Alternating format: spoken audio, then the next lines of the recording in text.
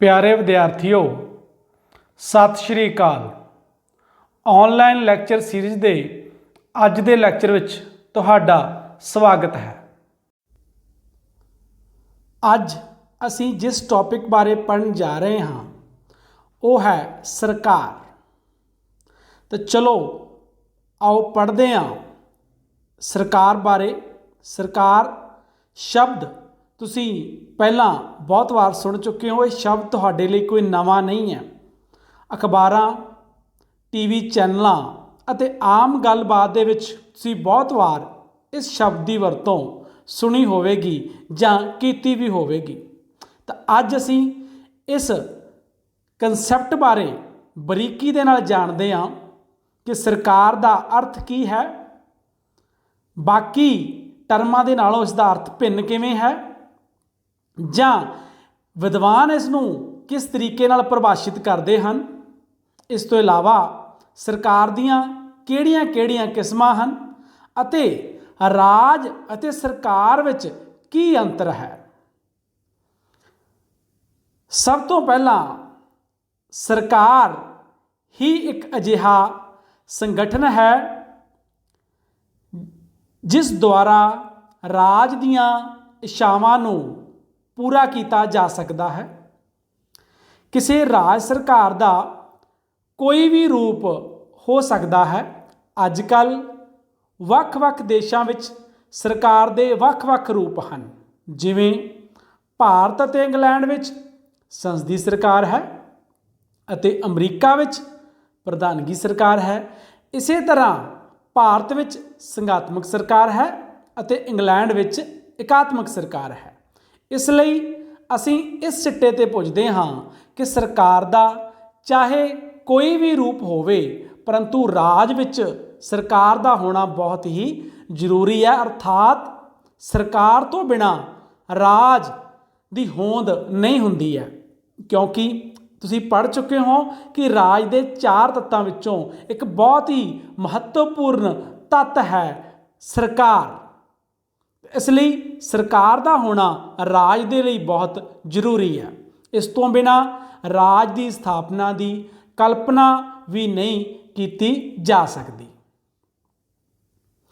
अर्थ हुण असीं पढ़ांगे कि सरकार है जिहड़ी सरकार शब्द है जां सरकार जो धारणा है इसका अर्थ की है। तो सरकार राज का एक अजिहा संगठन है। किहदा संगठन है? पहलां तां राज का। किहो जा? जो लोकां अते संपत्ति की रख्या करता है, जो लोकां दी अते उन्हां दी संपत्ति की रख्या करती है, नियम बनाउंदी है, कानून बनाउंदी है, उन्हां नियमां अते कानूनां नूं फिर लागू भी करती है अते कई क्रियावां नूं कंट्रोल करती है। परिभाषा, सरकार की परिभाषा सब तो पहला असी पढ़ते हाँ बिजनस डिक्शनरी के अनुसार। बिजनस डिक्शनरी के अनुसार सरकार की है? लोकां दा समूह जो किसी कम्यूनिटी या इकाई नूं नियंत्रित करता है। यह जनतक नीति नूं निर्धारित अते प्रबंधित करता है अते राज के अंदर रिवाज, संस्थावां अते कानूनां द्वारा कार्यकारी, राजनीतिक अते प्रभुसत्ता की शक्ति का अभ्यास भी करता है। अगली जिहड़ी परिभाषा है वो है डॉक्टर गार्नर की।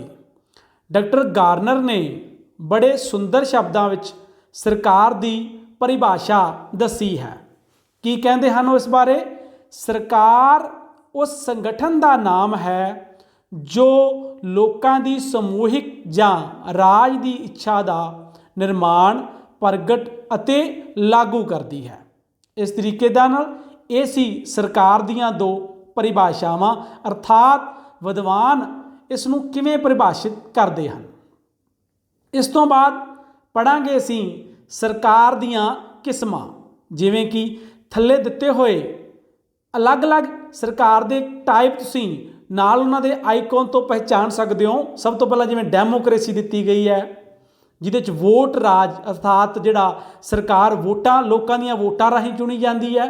डिकटेटरशिप है, डर दे नाल रिपब्लिक है, फिर एरिस्टोक्रेसी, मोनार्की, अनारकी। इन्हां बारे असीं विस्तार दे नाल पढ़ांगे कि सरकार दीयां किस्मां किहड़ियां-किहड़ियां हन अते उसदा की अर्थ है। सब तो पहली किस्म है जो असीं पढ़न जा रहे हां, लोकतंत्री सरकार। लोकतंत्री सरकार ये सरकार लोकां द्वारा प्रतੱਖ जां अप्रतੱਖ रूप विच बालग वोट अधिकार दे आधार ते चुनी जाती है। पहली गल तां लोकतंत्री सरकार चुनी किवें जाती है, दो तरीके दसे इन्हां ने, प्रतੱਖ तरीका, अप्रतੱਖ। प्रतੱਖ तरीके दे विच सिद्धे लोग वोट पा के चोण करते हैं, अप्रतੱਖ तरीके दे विच लोग सीधे वोट नहीं पाउंदे, लोकां दे चुने हुए नुमाइंदे वोट पा के सरकार दी चोण करते हैं। दूजी गल है बालग वोट अधिकार के आधार पर, अर्थात जिहड़ा लोकां नूं वोट का अधिकार मिलिया हुंदा है वो बालग वोट अधिकार, अर्थात हर वो व्यक्ति जो अपनी निश्चित बालग होने की उम्र पूरी कर लेंदा है, बिना किसी भेदभाव के उसनूं वोट का अधिकार मिल जाता है। उस तो बाद है लोकतंत्री सरकार अधीन कानून का शासन होंदा है। लोकतंत्री सरकारां दे विच शासन किहदा हुंदा है? कानून का, अर्थात कानून निश्चित कानून हुंदा है जिस दे अनुसार सारा शासन प्रक्रिया का काम चलता है या किया जाता है। अर्थात किसी व्यक्ति किसी संस्था का शासन नहीं, कानून का शासन हुंदा है और कानून का शासन सारिਆਂ ते इक्को जिहा लागू हुंदा है। अते संसार के बहुत सारे देशों में लोकतंत्री सरकारां ही काम कर रही हैं। जे अज दे समय की गल करिए तो लगभग दुनिया के बहुत सारे देशों के विच लोकतंत्री सरकारां कायम हैं और लोकतंत्री सरकारां ही शासन प्रक्रिया नूं चला रही हैं। इस तो अगली किस्म बारे पढ़ते हाँ, निरंकुशवादी सरकार। ये एक व्यक्ति की सरकार है। इस विच शक्तियां का जिहड़ा केंद्रीकरण हुंदा है, विकेंद्रीकरण हुंदा है शक्तियां का वंडिया होया होना, और केंद्रीकरण का हुंदा है शक्तियां का इकट्ठा होना, शक्तियां का थोड़े हत्थां दे विच कुछ कुछ व्यक्तियों के कोल ही इकट्ठा होना। इत्थे की है, एक व्यक्ति की सरकार है तो सारियां शक्तियां उस एक व्यक्ति के कोले ही केंद्रित होंदियां हन, अर्थात सारियां शक्तियां एक व्यक्ति कोल होंदियां हन। ये सरकार डर अते सज़ा की वरतों ते आधारित है, अर्थात ये लोगों की इच्छा ते आधारित सरकार नहीं होंदीगी। काहदे ते आधारित होंदी है? डर अते सज़ा दे। लोगों नूं डरा के रखा जाता है, लोगों नूं बोलण की आग्या नहीं होंदी, वो सरकार की आलोचना ਜਾਂ शासक की आलोचना नहीं कर सकते गे। जेकर वो अजिहा करते हैं तो उन्होंने सज़ा दी जाती है। निरंकुशवादी सरकार दे विच नागरिकां नूं बहुत घट ਜਾਂ बिल्कुल भी अधिकार नहीं दिते जाते। अगला जिहड़ी सरकार की किस्म है वो है अल्पतंत्र। अल्पतंत्र इस तरह दीयां सरकारां पुराने यूनान विच प्रचलित सन। ये कुछ लोगों की सरकार होंदी है, जिवें कि फोटो दे विच तुसीं देख रहे हो कि एक व्यक्ति नहीं कुछ व्यक्ति, उन्हां व्यक्तियों के कोले ही सारियां शक्तियां जिहड़ियां वो केंद्रित होंदियां हन। ये कुछ लोगों की सरकार होंदी है, अर्थात सरकार उपर एक विशिष्ट वर्ग का एकाधिकार होंदा है, अर्थात जिन्नियां भी शासन शक्तियां ने वो कुछ को व्यक्ति अपने कंट्रोल हेठ रखते हैं जां कुछ को व्यक्तियों का एकाधिकार उन्हां शक्तियां दे उत्ते हुंदा है। इस तो बाद आ गया जी अगली किस्म राजतंत्र, मोनार्की। ये एक राजे जां राणी की सरकार है। पुराने समयां दे विच राजतंत्र बहुत प्रसिद्ध रहा है। बहुत सारे राज्यों के विच राजतंत्र हुंदा सी, राजे जां राणी की सरकार हुंदी सी, जिस विच शासन उस राज घराणे कोल रहिंदा, अर्थात राजे तो बाद उसका उत्तराधिकारी उस घराणे का ही हुंदा है अते सारियां शक्तियां का मालक या राजा या राणी हुंदी है। इहदे विच जद्दी हुंदा है, पीढ़ी दर पीढ़ी परिवार दे विच ही उसका बेटा या बेटी वो राजा या राणी हुंदे है, उस तो बाद पीढ़ी दर पीढ़ी चलता रहता है, उसनूं राजतंत्र कहा जाता है। अगली जिहड़ी किस्म है वो है तानाशाह या तानाशाही, डिक्टेटरशिप। ਇਹ ਇੱਕ ਨੇਤਾ ਦਾ ਸ਼ਾਸਨ ਹੈ ਜੋ ਸ਼ਕਤੀ ਜਾਂ ਤਾਕਤ ਦੀ ਵਰਤੋਂ ਤੇ ਆਧਾਰਿਤ ਹੁੰਦਾ ਹੈ।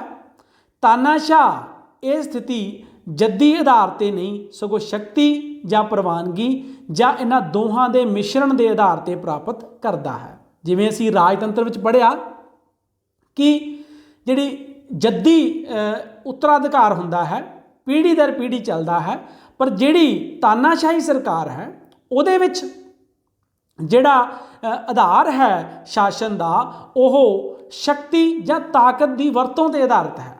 ਕੋਈ ਵਿਅਕਤੀ ਆਪਣੀ ਤਾਕਤ ਨਾਲ ਜਾਂ ਸ਼ਕਤੀ ਨਾਲ ਕਾਬਜ ਹੋ ਕੇ ਸੱਤਾ ਦੇ ਵਿੱਚ ਰਹਿੰਦਾ ਹੈ। ਇਹਦੇ ਲਈ ਉਹ ਜਾਂ ਤਾਂ ਸ਼ਕਤੀ ਦੀ ਜਿਹੜੀ ਵਰਤੋਂ ਕਰਦਾ ਹੈ ਜਾਂ ਪ੍ਰਵਾਨਗੀ। ਹੁਣ ਦੋ ਗੱਲਾਂ ਨੇ, ਸ਼ਕਤੀ ਲੋਕਾਂ ਨੂੰ ਡਰਾ ਕੇ ਔਰ ਪ੍ਰਵਾਨਗੀ ਲੋਕ ਆਪਣੇ ਆਪ ਪ੍ਰਵਾਨ ਕਰ ਲੈਣ ਕਿ ਅਸੀਂ ਇਸ ਵਿਅਕਤੀ ਦੇ ਸ਼ਾਸਨ ਦੇ ਵਿੱਚ ਖੁਸ਼ ਹਾਂ ਜਾਂ ਅਸੀਂ ਇਹ ਚਾਹੁੰਦੇ ਹਾਂ ਕਿ ਇਹ ਵਿਅਕਤੀ ਸ਼ਾਸਕ ਬਣੇ ਜਾਂ ਸੱਤਾ ਵਿੱਚ ਰਹੇ, ਜਾਂ ਦੋਨਾਂ ਵਿੱਚੋਂ ਇੱਕ ਜਾਂ ਦੋਵੇਂ, ਕਿਉਂਕਿ ਕਈ ਵਾਰ ਇਹ ਸੰਭਵ ਨਹੀਂ ਹੁੰਦਾ ਕਿ ਸਾਰੇ ਲੋਕ ਕਿਸੇ ਸ਼ਾਸਕ ਨੂੰ ਪ੍ਰਵਾਨ ਕਰ ਲੈਣ। ਇਸ ਲਈ ਕੁਝ ਲੋਕ ਪ੍ਰਵਾਨ ਕਰ ਲੈਂਦੇ ਹਨ, ਬਾਕੀਆਂ ਨੂੰ ਸ਼ਕਤੀ ਦੁਆਰਾ ਡਰਾ ਕੇ ਜਿਹੜਾ ਹੈ ਉਹ ਸੱਤਾ ਹਾਸਲ ਕੀਤੀ ਜਾਂਦੀ ਹੈ। ਤਾਨਾਸ਼ਾਹ ਸ਼ਕਤੀਆਂ ਦੀ ਵਰਤੋਂ ਕਾਨੂੰਨ ਅਨੁਸਾਰ ਨਹੀਂ ਸਗੋਂ ਆਪਣੀ ਇੱਛਾ ਅਨੁਸਾਰ ਆਪਣੇ ਹੁਕਮ ਦੁਆਰਾ ਕਰਦਾ ਹੈ। ਜਿਵੇਂ ਅਸੀਂ ਲੋਕਤੰਤਰੀ ਸਰਕਾਰ ਦੇ ਵਿੱਚ ਪੜ੍ਹਿਆ ਸੀ ਕਿ ਜਿਹੜੀ ਸ਼ਾਸਨ ਪ੍ਰਕਿਰਿਆ ਹੈ ਉਹ ਕਾਨੂੰਨ ਦੇ ਅਨੁਸਾਰ ਚਲਾਈ ਜਾਂਦੀ ਹੈ ਔਰ ਜਿਹੜਾ ਕਾਨੂੰਨ ਹੈ ਉਹ ਸਾਰਿਆਂ ਤੇ ਇੱਕੋ ਜਿਹਾ ਲਾਗੂ ਹੁੰਦਾ ਹੈ। ਪਰ ਤਾਨਾਸ਼ਾਹੀ ਦੇ ਵਿੱਚ ਅਜਿਹਾ ਨਹੀਂ ਹੁੰਦਾ। ਕਾਨੂੰਨ ਦੇ ਅਨੁਸਾਰ ਸ਼ਕਤੀਆਂ ਦੀ ਵਰਤੋਂ ਨਹੀਂ ਕੀਤੀ ਜਾਂਦੀ, ਬਲਕਿ ਜਿਹੜਾ ਤਾਨਾਸ਼ਾਹ ਹੈ ਉਹ ਆਪਣੀ ਇੱਛਾ ਦੇ ਅਨੁਸਾਰ, ਆਪਣੇ ਹੁਕਮ ਦੇ ਅਨੁਸਾਰ ਸ਼ਕਤੀਆਂ ਦੀ ਵਰਤੋਂ ਕਰਦਾ ਹੈ। ਇਸ ਤੋਂ ਬਾਅਦ ਅਰਾਜਕ ਤੰਤਰ ਜਾਂ ਅਰਾਜਕਤਾ, ਇਹ ਕਿਸੇ ਵੀ ਤਰ੍ਹਾਂ ਦੀ ਸਰਕਾਰ ਨਾ ਹੋਣਾ ਜਾਂ ਗ੍ਰਹਿ ਯੁੱਧ ਦੇ ਹਾਲਾਤ ਹੋਣਾ ਜਿਸ ਵਿੱਚ ਕਈ ਜਿਹੜੇ ਗਰੁੱਪਾਂ ਵਿਚਕਾਰ ਸੱਤਾ ਦੀ ਪ੍ਰਾਪਤੀ ਲਈ ਸੰਘਰਸ਼ ਚੱਲਦਾ ਰਹਿੰਦਾ ਹੈ। ਕਈ ਵਾਰ ਅਜਿਹਾ ਹੁੰਦਾ ਹੈ ਕਿ ਵੱਖ-ਵੱਖ ਗਰੁੱਪ ਜਾਂ ਧੜੇ ਬਣ ਜਾਂਦੇ ਹਨ ਜੋ ਉਸ ਰਾਜ ਦੀ ਸੱਤਾ ਪ੍ਰਾਪਤੀ ਲਈ ਸੰਘਰਸ਼ ਕਰਦੇ ਰਹਿੰਦੇ ਹਨ। ਇਹ ਉਸ ਤਰ੍ਹਾਂ ਦੀ ਸਥਿਤੀ ਨੂੰ ਅਰਾਜਕ ਤੰਤਰ ਕਿਹਾ ਜਾਂਦਾ ਹੈ ਜਿਹਦੇ ਵਿੱਚ ਕੋਈ ਵੀ ਸਥਿਰ ਸਰਕਾਰ ਨਹੀਂ ਹੁੰਦੀ ਹੈ। ਅੱਗੇ ਹੈ ਜੀ ਅਗਲੀ ਕਿਸਮ ਪੂੰਜੀਵਾਦੀ ਸਰਕਾਰ। ਇਹ ਮੁਕਤ ਬਾਜ਼ਾਰ ਦੀ ਵਿਵਸਥਾ ਹੈ ਜਿਸ ਵਿੱਚ ਰਾਜ ਦੀ ਆਰਥਿਕ ਖੇਤਰ ਵਿੱਚ ਘੱਟ ਤੋਂ ਘੱਟ ਦਖਲਅੰਦਾਜ਼ੀ ਹੁੰਦੀ ਹੈ, ਅਰਥਾਤ ਵਪਾਰ ਖੁੱਲ੍ਹਾ ਹੁੰਦਾ ਹੈ, ਉਹਦੇ ਵਿੱਚ ਬਹੁਤ ਘੱਟ ਰੋਕਾਂ ਰਾਜ ਦੁਆਰਾ ਲਾਈਆਂ ਜਾਂਦੀਆਂ ਨੇ। ਇਸੇ ਲਈ ਇਸ ਨੂੰ ਰਾਜ ਦੀ ਆਰਥਿਕ ਖੇਤਰ 'ਚ ਘੱਟ ਤੋਂ ਘੱਟ ਦਖਲਅੰਦਾਜ਼ੀ ਕਿਹਾ ਜਾਂਦਾ ਹੈ। ਇਹ ਸਰਮਾਏਦਾਰੀ ਪ੍ਰਬੰਧ ਹੈ। ਉਦਾਰਵਾਦੀ ਵਿਚਾਰਧਾਰਾ ਇਸ ਤਰ੍ਹਾਂ ਦੀ ਵਿਵਸਥਾ ਦੀ ਗੱਲ ਕਰਦੀ ਸੀ। ਉਦਾਰਵਾਦੀ ਵਿਚਾਰਧਾਰਾ ਦੇ ਵਿੱਚ ਆਰਥਿਕ ਖੇਤਰ ਵਿੱਚ ਘੱਟ ਤੋਂ ਘੱਟ ਰਾਜ ਦੀ ਦਖਲਅੰਦਾਜ਼ੀ ਦੀ ਗੱਲ ਕੀਤੀ ਜਾਂਦੀ ਹੈ। ਸਾਮਵਾਦੀ ਸਰਕਾਰ, ਇਹ ਅਮੀਰਾਂ ਦੁਆਰਾ ਗਰੀਬਾਂ ਦੀ ਲੁੱਟ ਖਸੁੱਟ ਦੇ ਖਾਤਮੇ ਅਤੇ ਆਰਥਿਕ ਸਮਾਨਤਾ ਤੇ ਆਧਾਰਿਤ ਹੈ। ਇਸ ਵਿੱਚ ਇੱਕ ਹੀ ਰਾਜਨੀਤਿਕ ਦਲ ਹੁੰਦਾ ਹੈ, ਕੋਈ ਹੋਰ ਦਲ ਦੇ ਨਿਰਮਾਣ ਦੀ ਆਗਿਆ ਨਹੀਂ ਹੁੰਦੀ। ਇਸ ਵਿੱਚ ਰਾਜਨੀਤਿਕ ਸੁਤੰਤਰਤਾ ਦੀ ਕਮੀ ਹੁੰਦੀ ਹੈ। ਸਾਮਵਾਦੀ ਵਿਚਾਰਧਾਰਾ ਜਿਹੜੀ ਦੋ ਵਰਗ ਨੇ, ਇੱਕ ਪੂੰਜੀਪਤੀ ਅਤੇ ਪੂੰਜੀਹੀਨ, ਉਹ ਦੋਨਾਂ ਵਰਗਾਂ ਦੇ ਸੰਘਰਸ਼ ਨੂੰ ਖਤਮ ਕਰਕੇ ਜਿਹੜਾ ਵਰਗ ਰਹਿਤ ਜਿਹੜਾ ਸਮਾਜ ਦੀ ਸਥਾਪਨਾ ਦਾ ਸੰਕਲਪ ਹੈ। ਇਹਦੇ ਵਿੱਚ ਆਰਥਿਕ ਸਮਾਨਤਾ ਦੀ ਗੱਲ ਕੀਤੀ ਜਾਂਦੀ ਹੈ ਔਰ ਕਿਸੇ ਹੋਰ ਰਾਜਨੀਤਿਕ ਦਲ ਦੇ ਨਿਰਮਾਣ ਦੀ ਆਗਿਆ ਨਹੀਂ ਹੁੰਦੀ। ਸਿਰਫ ਇੱਕ ਹੀ ਰਾਜਨੀਤਿਕ ਦਲ ਹੈ ਜੋ ਉਹ ਸੱਤਾ ਦੇ ਵਿੱਚ ਰਹਿੰਦਾ ਹੈ। ਇਹਦੇ ਵਿੱਚ ਲੋਕਤੰਤਰ ਵਾਂਗ ਰਾਜਨੀਤਿਕ ਸੁਤੰਤਰਤਾ ਨਹੀਂ ਹੁੰਦੀ। ਸਾਰਾ ਕੁਝ ਸਟੇਟ ਕੰਟਰੋਲ ਹੁੰਦਾ ਹੈ, ਰਾਜ ਦੇ ਨਿਯੰਤਰਣ ਅਧੀਨ ਹੁੰਦਾ ਹੈ। ਅੱਗੇ ਹੈ ਜੀ ਗਣਤੰਤਰ। ਇਹਦਾ ਭਾਵ ਹੈ ਕਿ ਦੇਸ਼ ਦਾ ਰਾਜਾ ਜਾਂ ਮੁਖੀ ਜੱਦੀ ਨਹੀਂ ਸਗੋਂ ਲੋਕਾਂ ਦੁਆਰਾ ਚੁਣਿਆ ਹੋਇਆ ਹੋਵੇ। ਤਾਂ ਗਣਤੰਤਰ ਦੇ ਵਿੱਚ ਜਿਹੜਾ ਦੇਸ਼ ਦਾ ਮੁਖੀ ਹੈ ਉਹ ਕੋਈ ਜੱਦੀ ਰਾਜਾ ਰਾਣੀ ਨਹੀਂ, ਬਲਕਿ ਲੋਕ ਨਿਸ਼ਚਿਤ ਸਮੇਂ ਮਗਰੋਂ ਆਪਣੇ ਦੇਸ਼ ਦੇ ਮੁਖੀ ਦੀ ਚੋਣ ਕਰਦੇ ਆ, ਪ੍ਰਤੱਖ ਜਾਂ ਅਪ੍ਰਤੱਖ ਤਰੀਕੇ ਨਾਲ ਬਾਲਗ ਵੋਟ ਅਧਿਕਾਰ ਦੇ ਆਧਾਰ ਉੱਪਰ। ਅੱਗੇ ਹੈ ਜੀ ਸਰਵ ਸੱਤਾਵਾਦੀ ਸਰਵ ਸੱਤਾਵਾਦੀ ਜਿਹੜੀ ਕਿਸਮ ਹੈ ਸਰਕਾਰ ਦੀ, ਇਹ ਇੱਕ ਰਾਜਨੀਤਿਕ ਦਲ ਦੀ ਸਰਕਾਰ ਹੈ। ਇੱਕ ਰਾਜਨੀਤਿਕ ਦਲ ਹੁੰਦਾ ਹੈ ਦੇਸ਼ ਦੇ ਵਿੱਚ ਜੋ ਬਲ ਅਤੇ ਸ਼ਕਤੀ ਦੀ ਵਰਤੋਂ ਨਾਲ ਸੱਤਾ ਹਾਸਲ ਕਰਦਾ ਹੈ ਅਤੇ ਉਸ ਉੱਤੇ ਬਣਿਆ ਰਹਿੰਦਾ ਹੈ। ਜਿਹੜਾ ਸਰਵ ਸੱਤਾਵਾਦੀ ਰਾਜਨੀਤਿਕ ਦਲ ਹੈ ਉਹ ਕਿਵੇਂ ਪ੍ਰਾਪਤ ਕਰਦਾ ਸੱਤਾ? ਬਲ ਅਤੇ ਸ਼ਕਤੀ ਅਰਥਾਤ ਤਾਕਤ ਦੀ ਵਰਤੋਂ ਨਾਲ, ਅਤੇ ਉਸੇ ਨਾਲ ਹੀ ਤਾਕਤ ਦੀ ਵਰਤੋਂ ਨਾਲ ਹੀ ਉਹ ਸੱਤਾ ਉੱਤੇ ਕਾਬਜ਼ ਰਹਿੰਦਾ ਹੈ। ਇਹਦੀਆਂ ਉਦਾਹਰਨਾਂ ਨੇ ਜਰਮਨੀ ਵਿੱਚ ਹਿਟਲਰ ਅਤੇ ਇਟਲੀ ਵਿੱਚ ਮੁਸੋਲਿਨੀ। ਜਰਮਨੀ ਵਿੱਚ ਜਿਹੜਾ ਹਿਟਲਰ ਸੀ ਉਹਦੇ ਅਧੀਨ ਨਾਜ਼ੀਵਾਦ, ਔਰ ਜਿਹੜਾ ਇਟਲੀ ਦੇ ਵਿੱਚ ਮੁਸੋਲਿਨੀ ਸੀ ਉਹਦੇ ਅਧੀਨ ਜਿਹੜਾ ਫਾਸਿਸਟਵਾਦ। ਇਹ ਸਰਵ ਸੱਤਾਵਾਦੀ ਸਰਕਾਰ ਦੀਆਂ ਉਦਾਹਰਨਾਂ ਹਨ। ਤਾਂ ਇਹ ਸੀ ਸਰਕਾਰ ਦੀਆਂ ਕਿਸਮਾਂ, ਉਹਨਾਂ ਦੇ ਬਾਰੇ ਦੇ ਵਿੱਚ ਅਸੀਂ ਵਿਸਥਾਰ ਦੇ ਨਾਲ ਜਾਣਿਆ। ਤਾਂ ਹੁਣ ਅਸੀਂ ਕਰਾਂਗੇ ਰਾਜ ਅਤੇ ਸਰਕਾਰ ਵਿੱਚ ਅੰਤਰ, ਕਿਉਂਕਿ ਬੋਲਣ ਨੂੰ ਜਾਂ ਆਮ ਭਾਸ਼ਾ ਦੇ ਵਿੱਚ ਜਾਂ ਸਧਾਰਨ ਭਾਸ਼ਾ ਦੇ ਵਿੱਚ ਦੋਨਾਂ ਸ਼ਬਦਾਂ ਦਾ ਅਰਥ ਅਸੀਂ ਇੱਕੋ ਲੈ ਲੈਂਦੇ ਹਾਂ। ਕੀ ਕਰ ਲੈਂਦੇ ਹਾਂ? ਇੱਕੋ। ਰਾਜ ਅਤੇ ਸਰਕਾਰ ਦੇ ਵਿੱਚ ਬਹੁਤਾ ਅੰਤਰ ਅਸੀਂ ਨਹੀਂ ਕਰਦੇ ਜਦੋਂ ਆਮ ਬੋਲ ਚਾਲ ਦੇ ਵਿੱਚ ਗੱਲ ਕਰਦੇ ਹਾਂ। ਇਹਦੇ ਕਾਰਨ ਕੀ ਹੈ? ਦੋਹਾਂ ਸ਼ਬਦਾਂ ਦੀ ਜਿਹੜੀ ਵਰਤੋਂ ਆ ਉਹ ਇੱਕ ਦੂਜੇ ਦੇ ਥਾਂ 'ਤੇ ਕਰ ਲਈ ਜਾਂਦੀ ਹੈ। ਅਰਥਾਤ ਕਈ ਵਾਰ ਰਾਜ ਨੂੰ ਅਸੀਂ ਸਰਕਾਰ ਕਹੀ ਜਾਂਦੇ ਹਾਂ ਔਰ ਸਰਕਾਰ ਨੂੰ ਰਾਜ ਕਹਿ ਦਿੰਦੇ ਹਾਂ। ਇਸ ਤਰ੍ਹਾਂ ਅਸੀਂ ਸਰਕਾਰੀ ਸਹਾਇਤਾ ਨੂੰ ਰਾਜ ਦੀ ਸਹਾਇਤਾ ਵੀ ਕਹਿ ਦਿੰਦੇ ਹਾਂ।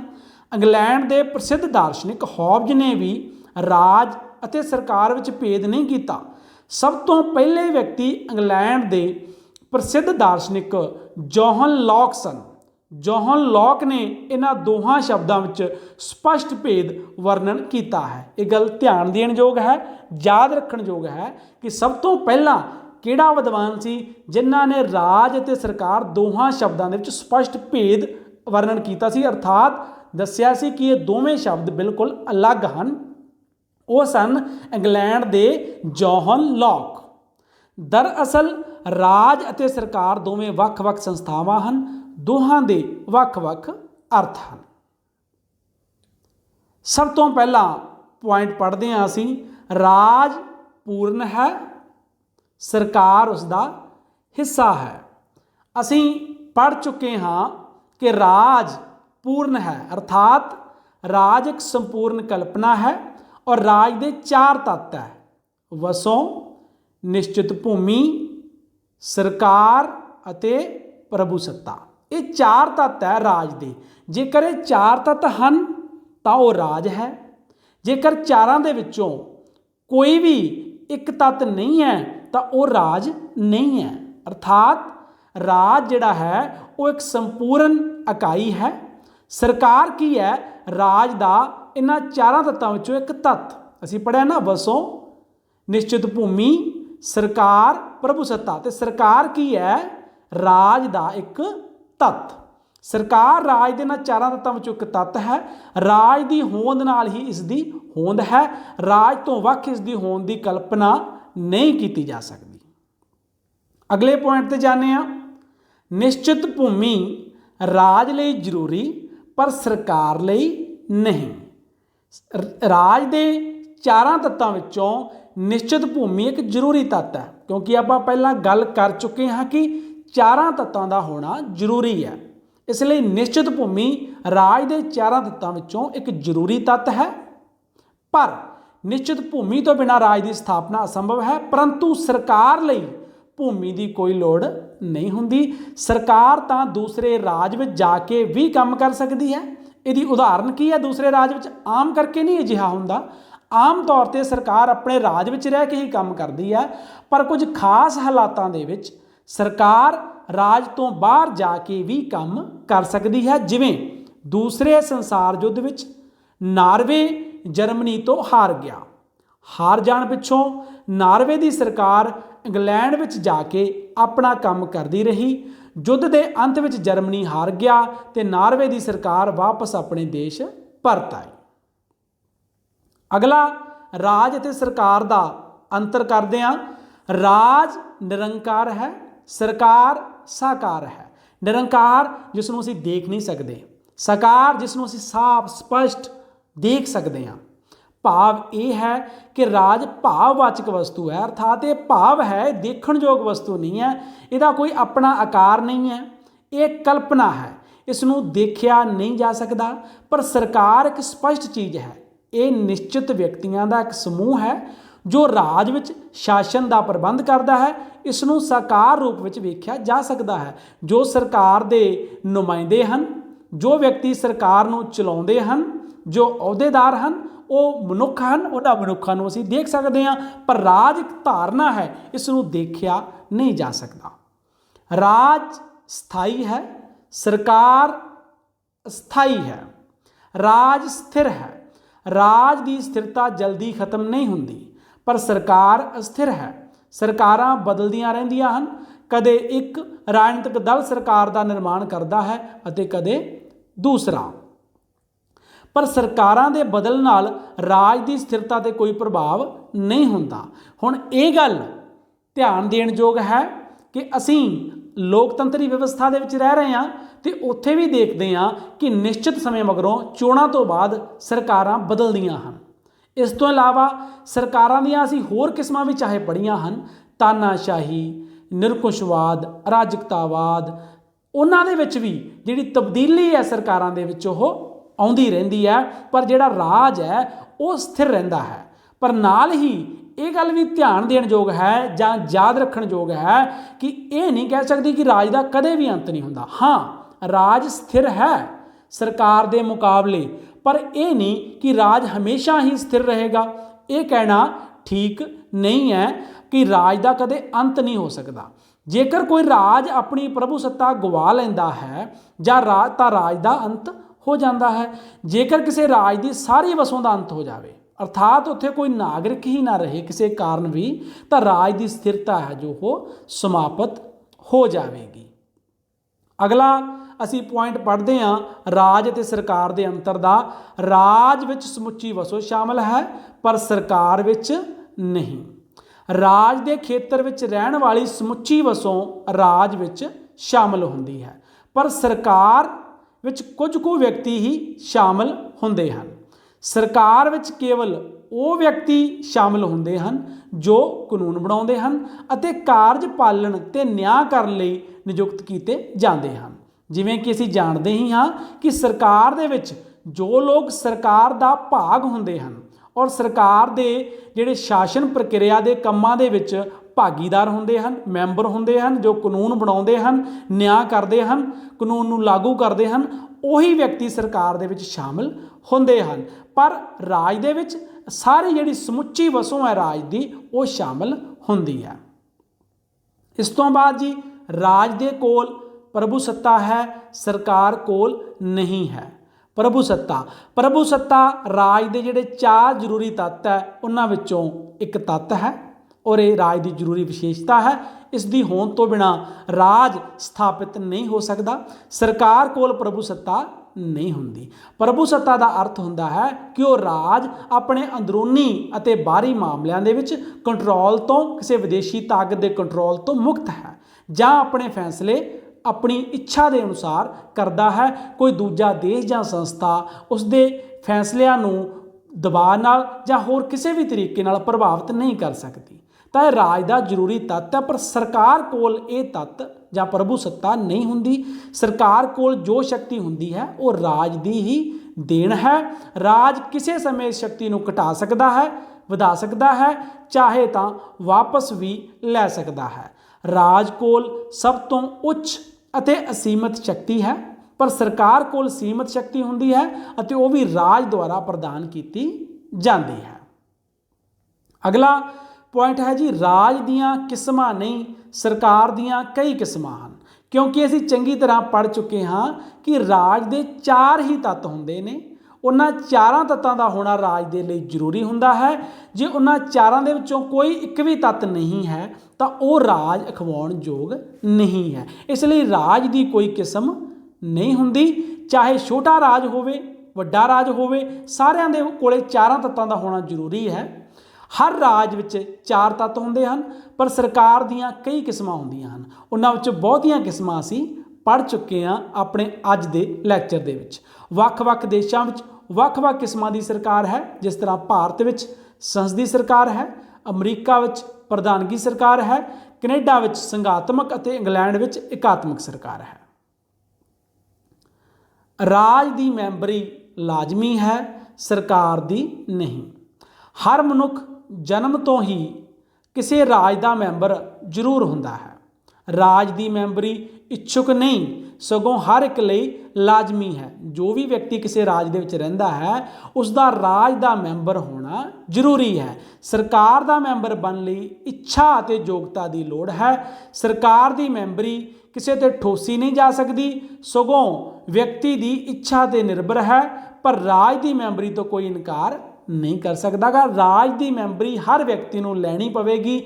ਰਾਜ ਦੀ ਮੈਂਬਰੀ ਇੱਛੁਕ ਨਹੀਂ ਹੈ। ਸਰਕਾਰ ਦਾ ਮੈਂਬਰ ਬਣਨਾ ਵਿਅਕਤੀ ਦੀ ਆਪਣੀ ਯੋਗਤਾ ਜਾਂ ਇੱਛਾ ਤੇ ਨਿਰਭਰ ਕਰਦਾ ਹੈ। ਲੋਕ ਸਰਕਾਰ ਦੀ ਵਿਰੋਧਤਾ ਕਰ ਸਕਦੇ ਹਨ ਪਰ ਰਾਜ ਦੀ ਨਹੀਂ।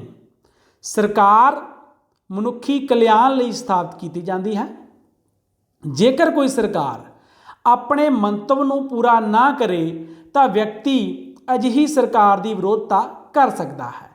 ਅਸੀਂ ਆਮ ਦੇਖਦੇ ਹਾਂ ਕਿ ਲੋਕਤੰਤਰੀ ਦੇਸ਼ਾਂ ਦੇ ਵਿੱਚ ਸਰਕਾਰ ਦੀ ਆਲੋਚਨਾ ਵਿਰੋਧੀ ਪਾਰਟੀਆਂ ਅਤੇ ਸੰਸਥਾਵਾਂ ਅਤੇ ਹੋਰ ਲੋਕਾਂ ਦੁਆਰਾ ਆਮ ਹੀ ਕੀਤੀ ਜਾਂਦੀ ਹੈ ਤੇ ਕੀਤੀ ਜਾ ਵੀ ਸਕਦੀ ਹੈ, ਪਰ ਰਾਜ ਦੀ ਵਿਰੋਧਤਾ ਨਹੀਂ ਕੀਤੀ ਜਾ ਸਕਦੀ। ਰਾਜ ਦੀ ਵਿਰੋਧਤਾ ਨੂੰ ਅਸੀਂ ਦੇਸ਼ ਧਰੋਹ ਕਹਿੰਦੇ ਹਾਂ ਔਰ ਵੱਖ-ਵੱਖ ਦੇਸ਼ਾਂ ਦੇ ਵਿੱਚ ਰਾਜ ਦੀ ਵਿਰੋਧਤਾ ਕਰਨ ਦੇ ਲਈ ਕਾਨੂੰਨ ਬਣਾਏ ਗਏ ਨੇ। ਉਹਨਾਂ ਕਾਨੂੰਨਾਂ ਦੇ ਅਨੁਸਾਰ ਸਜ਼ਾ ਦਾ ਪ੍ਰਾਵਧਾਨ ਵੀ ਕੀਤਾ ਗਿਆ ਹੈ। ਰਾਜ ਸਭ ਸ਼ਕਤੀਆਂ ਦਾ ਕੇਂਦਰ ਹੈ ਅਤੇ ਵਿਅਕਤੀ ਅਤੇ ਸਰਕਾਰ ਦੋਵੇਂ ਰਾਜ ਦੇ ਅਧੀਨ ਹਨ, ਜਿਸ ਲਈ ਰਾਜ ਦੀ ਵਿਰੋਧਤਾ ਸੰਭਵ ਨਹੀਂ ਹੈ। ਇਸ ਤਰ੍ਹਾਂ ਇਹ ਸੀ ਰਾਜ ਅਤੇ ਸਰਕਾਰ ਵਿੱਚ ਅੰਤਰ। ਲਾਸਕੀ ਨੇ ਬੜੇ ਸੁੰਦਰ ਸ਼ਬਦਾਂ ਵਿੱਚ ਰਾਜ ਅਤੇ ਸਰਕਾਰ ਦਾ ਆਪਸੀ ਸੰਬੰਧ ਦਰਸਾਇਆ ਹੈ। ਉਹਨਾਂ ਅਨੁਸਾਰ ਸਾਰੀਆਂ ਸੰਸਥਾਵਾਂ ਵਿਅਕਤੀਆਂ ਦੁਆਰਾ ਕੰਮ ਕਰਦੀਆਂ ਹਨ। ਉਹ ਆਪਣੀਆਂ ਸ਼ਕਤੀਆਂ ਦੀ ਵਰਤੋਂ ਕਿਸੇ ਹੋਰ ਤਰੀਕੇ ਨਾਲ ਨਹੀਂ ਕਰ ਸਕਦੀਆਂ। ਇਸ ਲਈ ਰਾਜ ਨੂੰ ਵਿਅਕਤੀਆਂ ਦੇ ਇੱਕ ਅਜਿਹੇ ਸੰਗਠਨ ਦੀ ਲੋੜ ਹੈ ਜੋ ਰਾਜ ਵੱਲੋਂ ਉਸ ਦੀ ਜਬਰੀ ਸ਼ਕਤੀ ਦੀ ਵਰਤੋਂ ਕਰੇ। ਇਸੇ ਮਨੁੱਖੀ ਸੰਗਠਨ ਦਾ ਨਾਮ ਸਰਕਾਰ ਹੈ। ਤਾਂ ਇਹ ਸੀ ਅੱਜ ਦਾ ਸਾਡਾ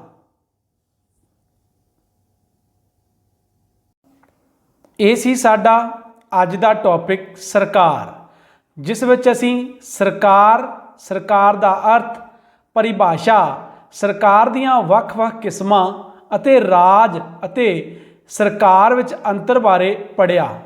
ਉਮੀਦ ਹੈ ਤੁਸੀਂ ਇਹਨਾਂ ਗੱਲਾਂ ਨੂੰ ਧਿਆਨ ਨਾਲ ਸੁਣਿਆ ਅਤੇ ਸਮਝਿਆ ਹੋਵੇਗਾ। ਧੰਨਵਾਦ, ਸ਼ੁਕਰੀਆ।